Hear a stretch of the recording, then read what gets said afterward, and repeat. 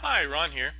I've been asked to show you how to draw action reaction lines on charts where there is no feature to do that. And the example I'm going to make here is with a service that Interactive Broker provides at no cost. Okay, now what they will let you do is they'll let you do a number of things. They'll let you draw trend lines, they'll let you draw parallel lines to those trend lines, and they'll let you determine the 50% point and all that kind of stuff. So with that alone, you can draw median lines, no problem. But how do you draw action reaction lines? Well, let's take a look. Let's make believe well, first of all, what we're going to do is we're going to draw a center line, and we're simply going to take one from the low here to the high here. Simple as that. And let's make believe that's going to be our center line. Okay, so if that's going to be our center line, let's say this point here is our action point.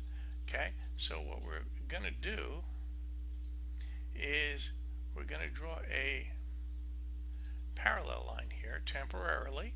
Okay, and note that so we have a center line and we have an action line. Okay, and the reaction point is down here somewhere. Okay, so we're going to find out where that is in a moment. Let's give that a try. Well, if we do that, that doesn't work. Okay, so how do we fudge that? Oh, let's see. Well, okay, so we know it's this guy here. Okay, so what we do is we simply remove this trend line, and then from here draw a line to the center line. Okay, so we can imagine that there's a center line here. Actually, we can put it back now. Let's see what happens. Let's see, create parallel. There we go. We'll put it back now. All pretty. Okay, so, and now it says create parallel from selected line. Yeah, okay. So we'll do that. Okay, so what we do is if we take this line here and project it here into the future, we have our reaction line distance, right? Or we have our so now we know how far this reaction line is going to be, and then we simply take let's see, create parallel. Okay, there we go, and we draw it over here. And as you can see, prices went through the reaction line, came back up to it, and went down some more. Okay, acting real nice. And that's basically how you do it. Remember, this one here is the center line. This one here is the action. This one here is the reaction. This here is the distance between the action and the center line, and all we do is flip that distance over into the future, and there we have it. Simple as that. Hey, okay, let's as long as I'm here, what the heck, this movie isn't very long, we'll do something else.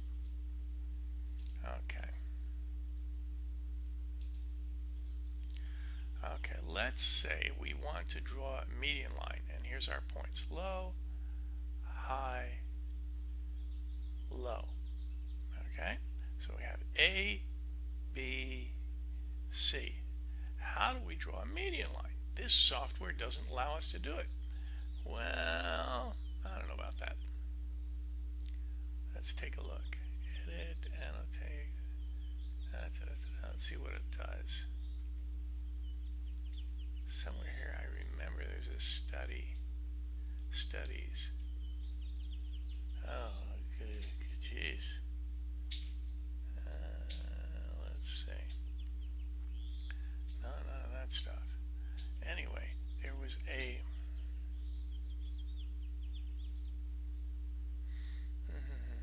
Fibonacci retracement extension. There we go. So we take the high from here, and we take it down to the low here. Okay, Now this tells us that the 50% point was over here, right? So all we do is draw a trend line from here through this 50% point,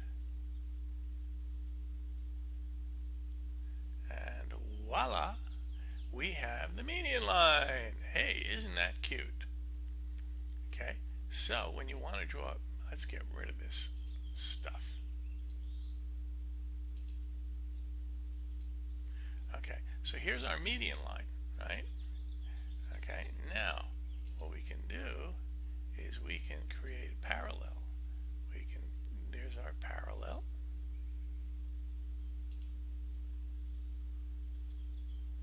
And here's our next parallel. See, so here's your median line, here's your upper parallel, and here's your lower parallel. That's all there is to it, folks. And this is for services that don't allow you to do it. Just got to be a little creative, put your thinking cap on, and usually you can create a workaround. Anyway, thank you for your time. This is Ron signing off. See you next time.